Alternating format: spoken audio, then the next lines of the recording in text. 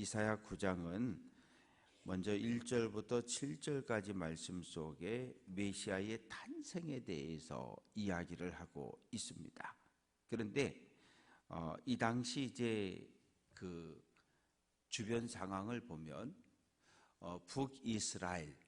북이스라엘 에브라임하고 시리아, 오늘날의 이라크, 다메섹 이 수도인 아람하고 연합을 했어요. 동맹을 맺었습니다. 한국과 미국이 동맹을 맺은 것처럼. 왜 동맹을 맺었느냐? 아수르라고 하는 나라가 점점점 강성해지는데 아수르가 주변 나라들을 하나씩 계속 공격하고 정복하고 공격하고 정복하고 이러는 상황이니까 북이스라엘의 베가 왕과 이 시리아 왕이 만나가지고 우리 동맹을 맺자. 그러면 주변의 다른 나라들 모압, 암몬, 에돔, 블레셋 다 뭉쳤어요. 그리고 마지막에 유다, 남유다를 다스리는 왕에게 아스, 너도 우리와 같이 연합하자. 그래서 우리 힘을 똘똘 뭉쳐서 아수르하고 싸우자. 뭐 싸워서 전쟁에 지면 어쩔 수 없지만 이렇게 각자 따로따로 놀다가는 다 멸망당할 테니까 하나로 뭉치자. 그런데 이때 남유다 아하스 왕이 난 싫어. 나는 아수르하고 친하게 지낼래. 그러니까 한번 생각해 보세요. 북이스라엘하고 이 시리아 연합군이 연합을 해서 그 아수르하고 싸워야 되는데 뒤에 누가 있어요? 남유다가 있잖아요. 그럼 남유다가 뒤에 있으면 아니 이 공격을 하는데 뒤가 늘 불안하잖아요. 그래서 북이스라엘 왕과 이 아람 왕이 이놈 안 되겠다. 남유다를 먼저 공격을 해버린 거예요. 그랬더니 아하스 왕이 아수르에다가 편지를 보내가지고 형님 큰일 났습니다. 지금 형님 편든다고 이 북이스라엘하고 이 아람 군대가 연합해서 쳐들어왔는데 살려주세요. 그래서 아수르 군대가 아람을 공격하고 다메섹을 점령하고 그 다음에 어디를? 주전 722년에 북이스라엘 수도 사마리아를 점령하고. 그러면 우리는 사이 좋으니까 예루살렘은 공격 안 할게? 아니 그런 게 어디 있어요. 주변 나라 블레셋까지 다 점령하고 마지막에 남유다 하나 남았는데 그 남유다도 공격하겠다고 아수르 왕이 쳐들어왔잖아요. 산헤립이. 그런데 하나님께서 한 번은 살려주신 거예요. 왜? 하루 저녁에 18만 5천 명의 아수르 군대를 몰살시키셨어요. 그래서 이 산헤립이 쳐들어왔다가 도망갔는데 도망가가지고 그 나라에서 아수르에서 군사 반란이 일어나가지고 죽었어요.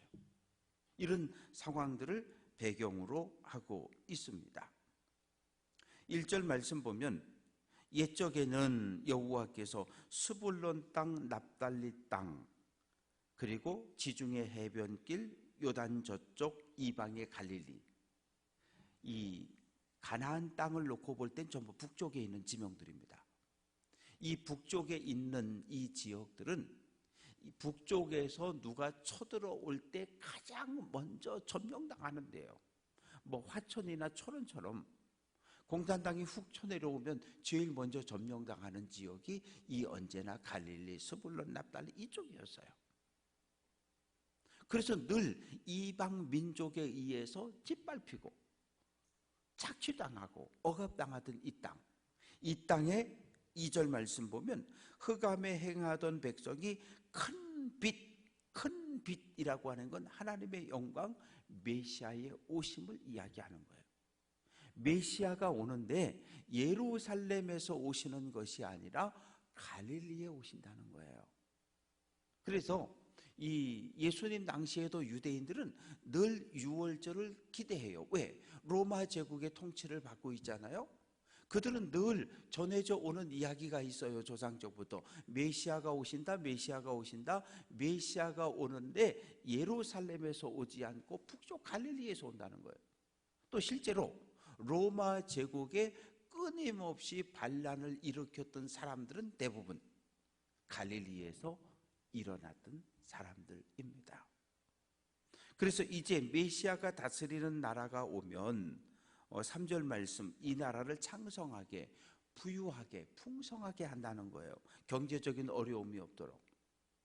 추수하는 즐거움, 탈취물을 나눌 때의 즐거움. 추수하는 즐거움이라는 건 씨 뿌려서 거두어 드리는 것. 예전에는 씨를 뿌려도 거두지 못했어. 왜? 와서 다 뺏어갔으니까 세금으로 가져가고. 탈취물을 나누는 즐거움이라고 하는 것은 메시아가 다스리는 나라가 세워지면 주변 나라들과 싸워서 그 나라를 정복하고 전리품을 가져와서 그것을 함께 나눈다는 거예요. 이거 상상도 못하는 일이에요. 왜? 늘 짓밟히고 빼앗기고 착취당하는 삶을 살아왔기 때문에. 그래서 4절 말씀 보면 하나님께서 메시아가 이 땅에 오시면 모든 이스라엘을, 하나님의 백성을 짓밟았던 모든 억압과 압제로부터 해방시켜 준다는 거예요. 모처럼 미디안의 날과 같이 기드온이 300용사를 가지고 미디안군과 싸워서 미디안을 전멸시키고 큰 승리를 이룬 것처럼. 5절 말씀 보면 전쟁에서 군인들의 신, 군화를 이야기하죠. 피 묻은 겉옷, 군복입니다.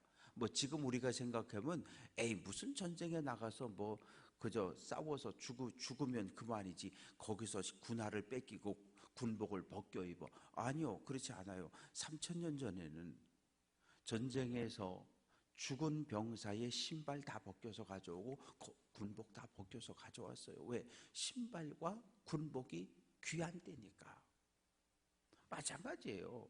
한국 전쟁 영화 보면 이 공산당하고 막 따당따당 싸워가지고 승리하면 어떻게 해요? 신발도 벗겨오고 다 벗겨오고 양식도 벗겨오고. 왜? 먹을 것도 없으니까.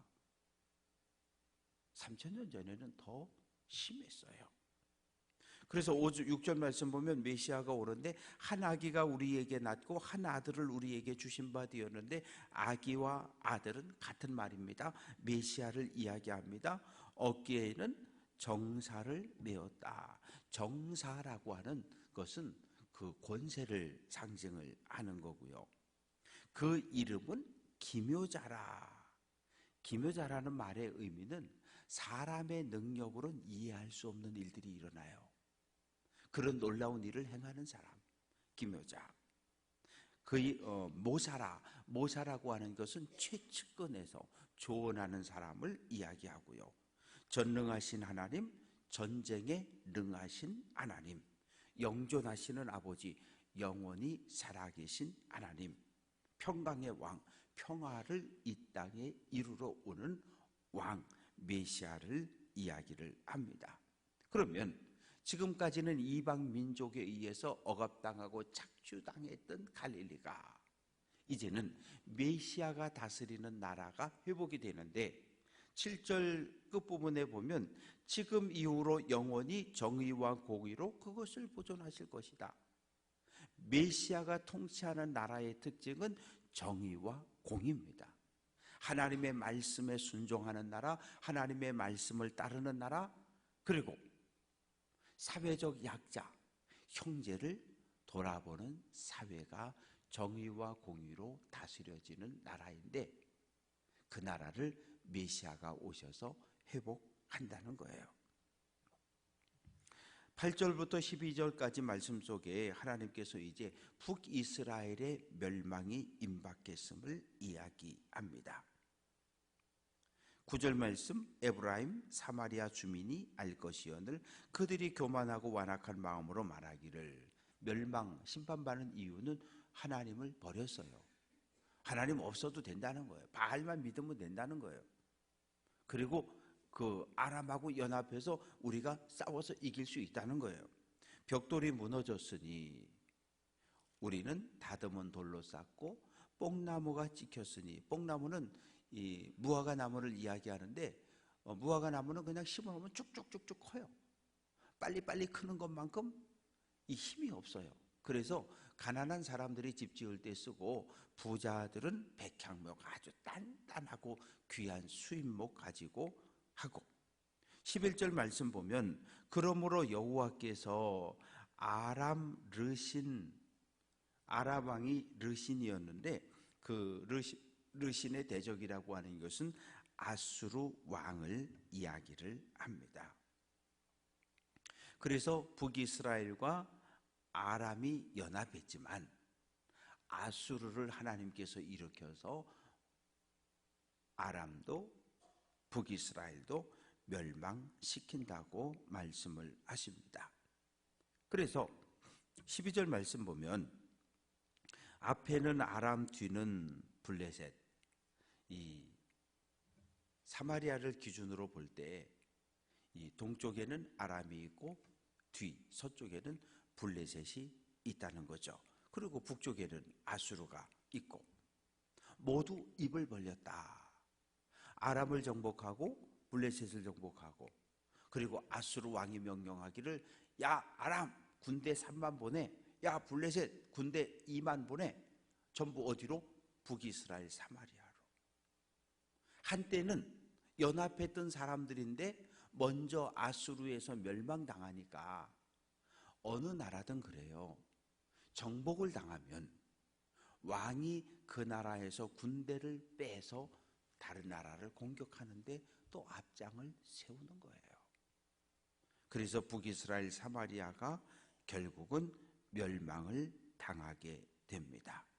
그런데 문제는 13절 그리하여도 그 백성이 자기들을 치시는 이 하나님에게로 돌아오지 아니하며 만군의 여호와를 찾지 아니하는도다.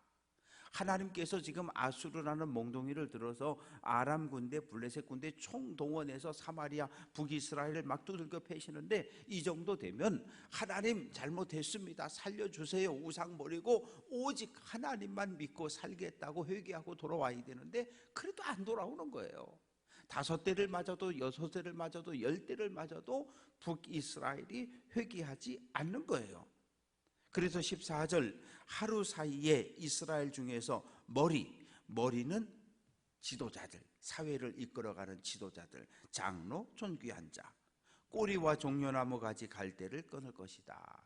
꼬리는 15절 말씀 보면 거짓말을 가르치는 선지자라. 하나님이 우리와 함께 하셔서 절대로 정복당하지 않는다고. 실제로요 사마리아 성은 정복하기 무진장 어려운 성이었어요. 왜? 사방이 절벽이에요. 그리고 딱 한쪽 서쪽으로만 길이 나 있기 때문에 서쪽만 지키면 되는 거거든요. 그래서 절대로 무너지지 않을 거라고 그렇게 호언장담을 했던 거죠.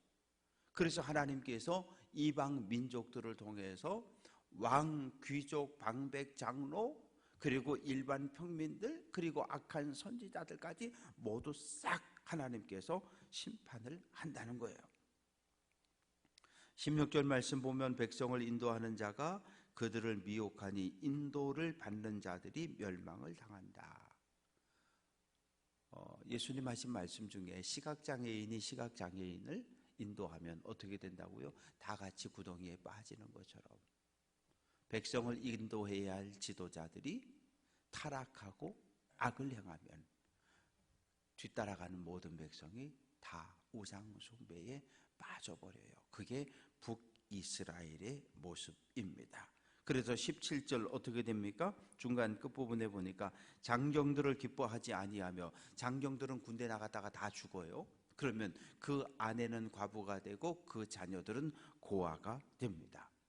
우리가 생각할 때는 아버지가 세상을 떠났어도 엄마가 있으면 우리는 고아라고는 안 해요. 그런데 성경 이 구약 시대에는 예수님 시대에도 마찬가지고 아버지 남편이 죽으면 과부가 되는 거고 아버지가 죽으면 고아가 되는 거예요. 왜? 엄마는 경제력이 없어요. 경제 활동을 할 수가 없어요. 아버지가 세상 뜨기 전에 빌딩이라도 하나 져놓고 가면 엄마가 건물주가 돼가지고 세 받아가지고 자녀들을 교육하고 살릴 수가 있는데, 그 당시 예수님 당시까지도 여성은 경제 활동을 할 수가 없어요. 나가서 시장에 가보면 장사하는 사람 다 남자고 장을 보러 가는 사람도 다 남자예요. 여자들은 남편들이 장을 받아주면 집에서 요리는 하는 거예요. 여성들의 사회활동이 완전히 차단되어져 있던 시대였기 때문에 남편의 죽음, 아버지의 죽음은 가족 전체를 궁핍함으로 가난으로 내몰아 버립니다. 이제 18절부터 21절까지 말씀 속에는 북이스라엘이 하나님의 심판을 받는데 18절 악행은 불타오르는 것 같으니 찔레와 가시를 삼키며 빽빽한 수풀을 살라 연기가 위로 올라감 같게 할 것이다. 한쪽부터 이렇게 하나님께서 그 아수르 군대를 보내서 공격하기 시작했는데 작은 불이 산 한쪽 자락을 태워서 나중에는 산 전체를 태워버리는 것처럼 북이스라엘 전체를 견고한 사마리아 성까지 완전히 다 멸망시켜버리는 거예요. 그러면 이럴 경우 밖에서 누군가 우리 교회를 공격하면 교인들은 어떻게 해야 돼요? 똘똘똘똘 뭉쳐 있어야 되는 거예요. 똘똘똘똘 내부적으로 뭉쳐 있으면 어느 누구와 싸워도 이겨요. 마귀와 싸워도 이기고 이단과 싸워도 이기고 사이비와 싸워도 이기고 공권력과 싸워도 이기고 내부가 하나로 뭉쳐져 있으면. 그런데 북이스라엘을 대표하는 두 지파는 누굽니까? 요셉의 아들들이잖아요. 에브라임 지파와 므낫세 지파예요. 피를 나눈 한 아버지, 요셉이라는 아버지 밑에서 에브라임과 므낫세가 났는데 이 둘이 쌈박질을 하는 거예요. 아니 밖에서는 아수르가 아람이 블레셋 군대가 쳐들어오는데 이 두 형제가 안에서 싸우는 거예요. 내가 옳다 네가 옳다 이렇게 하자 저렇게 하자 이래가지고 쌈박질을 하는데 어느 정도가 됐냐 하면 21절 말씀 보면 19절 끝부분에 보면 사람이 자기 형제를 아끼지 아니하고 21절 므낫세는 에브라임은 므낫세를 먹을 것이요. 형제가 싸우면 어떡하냐고요. 안에서 싸우고 있으면. 그래서 결국 나중에는 어떤 일이 벌어지냐 하면 20절 말씀 보면 각각 자기 팔의 고기를 뜯어 먹을 것이다. 사마리아가 포위되어져 있을 때 사마리아 성 안에서 실제로 아이를 잡아먹는 이야기가 성경에 기록이 되어져 있잖아요. 먹을 것이 떨어지니까. 얼마나 기가 막힌 일입니까? 이게 전쟁의 슬픔이에요. 러시아와 우크라이나가 2년 넘도록 싸우고 있는데 이 우크라이나 백성들이 겪는 고통, 특히 여성과 아이들이 겪는 고통이라고 하는 건 이건 말로 표현할 수 없어요. 6.25 전쟁을 경험하신 어르신들은 전쟁이 얼마나 비참하고 슬픈 걸 아실 거예요. 70년 전에도 70년이 지난 오늘도 전쟁은 똑같아요. 군인들보다 민간인들이 10배, 20배 이상 훨씬 많이 죽임을 당해요. 이 전쟁이라고 하는 건 모든 것을 파괴해버립니다. 도덕, 윤리 그런 거 없어요. 그저 살아남는 게 최고죠.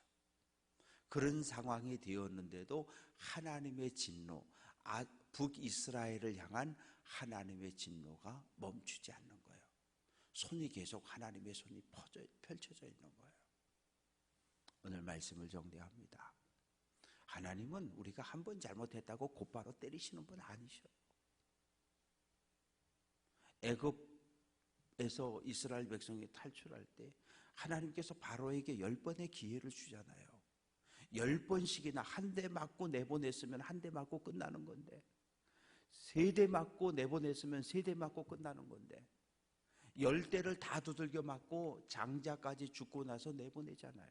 얼마나 미련곰탱이에요. 바로만 그래요. 우리들도 마찬가지예요. 하나님한테 한 대 맞은 분들도 있고 2대 맞은 분들도 있고 3대 맞은 분들도 있고 5대 맞은 분들도 있고 한 대 맞았을 때 어이쿠 하고 하나님 앞에 돌아와서 문제가 해결된 분들도 있지만 5대, 6대를 맞아도 정신을 못 차리고 여전히 하나님께 돌아오지 않는 사람들을 우리는 봐요.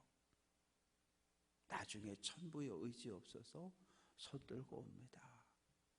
아이고, 내가 그때 이런 일이 있었을 때 얼른 회개했으면. 땅을 치고 후회한들. 말씀을 정리합니다. 하나님은 불의한 자들, 우상을 숭배하고 하나님을 떠난 사람을 반드시 심판하셔요. 그런데 하나님은 우리에게 회개할 기회를 주셔요. 우리는 한 대 맞고 2대 맞고 회개하고 돌아온 사람들이고, 아직도 매를 맞지만 왜 맞는지도 모르고 왜 이 고난을 당하는지도 모르고 돌아오지 않는 이들이 우리 가족들 중에도 형제들 중에도 있음을 알고 그들의 영혼을 위해 기도하는 성도 될 수 있기를 주님의 이름으로 축원합니다.